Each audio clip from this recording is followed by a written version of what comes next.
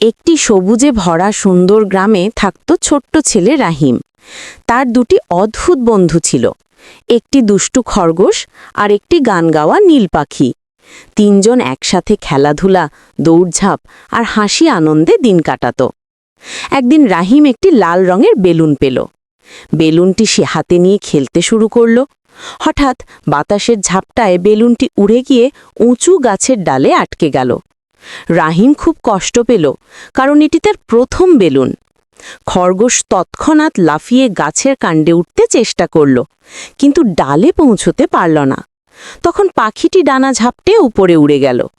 সে চেষ্টা করল বেলুনটা ঠেলে নিচে নামাতে, কিন্তু একা পেরে উঠল না। তখন রাহিম বলল, আমরা যদি একসাথে চেষ্টা করি তবে অবশ্যই পারব। খরগোশ মাঝপথে উঠে দাঁড়ালো, পাখি তার মাথায় বসে ডালে পৌঁছালো। পাখি ঠেলে বেলুনটিকে নিচে নামালো, আর রাহিম নিচ থেকে সেটি ধরল। তিনজন মিলে হাসিতে মেতে উঠল। রাহিম বলল, বন্ধুত্ব মানে হলো একে অপরকে সাহায্য করা। খরগোশ খুশি হয়ে লাফাতে লাগল, আর পাখি মিষ্টি সুরে গান গাইল। সেদিন থেকে তারা বুঝল, সত্যিকারের বন্ধুত্বে মিলেই বড় বড় সমস্যার সহজে সমাধান হয়।